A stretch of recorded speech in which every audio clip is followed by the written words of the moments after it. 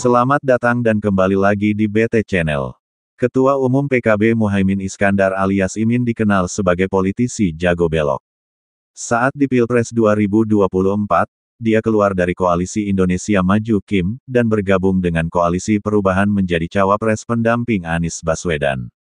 Setelah Pilpres selesai, Imin merapat ke Presiden terpilih Prabowo Subianto untuk bergabung lagi dengan KIM.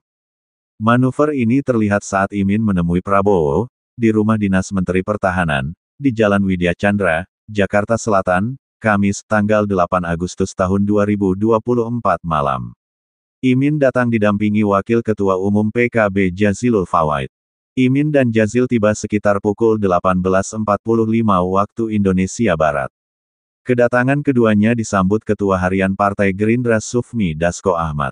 Dasko lalu mengajak Imin dan Jazil ke dalam untuk melakukan pertemuan tertutup dengan Prabowo. Pertemuan berlangsung sekitar 1,5 jam. Usai pertemuan, Prabowo mengantar Imin dan Jazil ke depan mobil. Terlihat pula jajaran elit Gerindra, salah satunya Sekjen Gerindra Ahmad Muzani. Sebelum pulang, Imin sempat diberondong pertanyaan oleh wartawan soal isi pertemuan.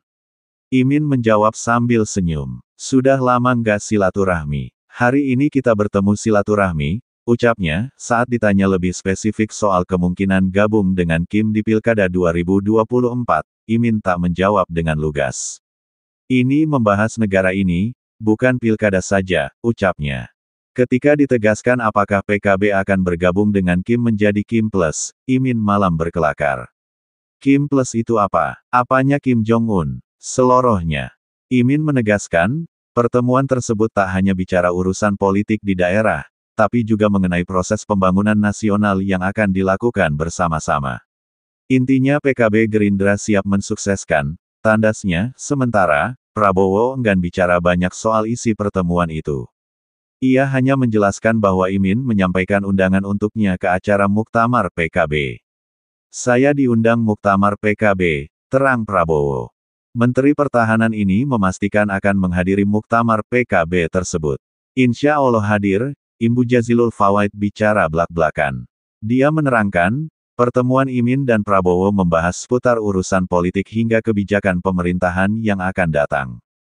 Jazil menegaskan, dalam pertemuan tersebut, Imin menyampaikan siap berkomitmen penuh mendukung pemerintahan Prabowo Gibran. Kami bersama dengan Partai Gerindra, ucapnya, di kantor DPP PKB, Jumat tanggal 9 Agustus tahun 2024. Mengenai Pilkada, Jazil mengakui ada rencana PKB menjalin kerjasama dengan Gerindra di beberapa daerah. Namun, dia tak menyebut secara detail wilayahnya. Yang jelas, kami sama-sama tahu Jakarta, Jateng, Jatim, dan Jabar belum selesai, pungkasnya. Manuver Imin yang kerap belok-belok dikomentari pegiat sosial Denny Siregar. Lewat akun media sosial X @DennySiregar7, dia melabeli wakil ketua DPR tersebut sebagai politisi ulung yang pandai melihat situasi politik dengan baik. Ketika ombak besar menghajar, dia merapat. Ketika suasana tenang, dia cari peluang. Datang ombak besar lagi, dia merapat kembali. Begitu terus sampai durian pakai kardus. Itulah kenapa mau digoyang gimana pun, sulit singkirkan Cak Imin dari PKB, tulis Denny. Analis politik Universitas Islam Negeri Syarif Hidayatullah Adi Prayitno mengatakan, Imin bersikap realistis dengan merapat ke kubu pemenang Pilpres. Kan dari dulu begitu, yang kalah merapat ke yang menang, ucapnya. Ia yakin, pertemuan antara Imin dan Prabowo bukan sekadar membahas urusan Pilkada, tapi lebih jauh dari itu. Yakni membahas peluang PKB masuk dalam kabinet Prabowo Gibran. Sehingga, di ajang Pilkada, kemungkinan besar PKB bakal jadi partai pertama yang jadi bagian KIM Plus.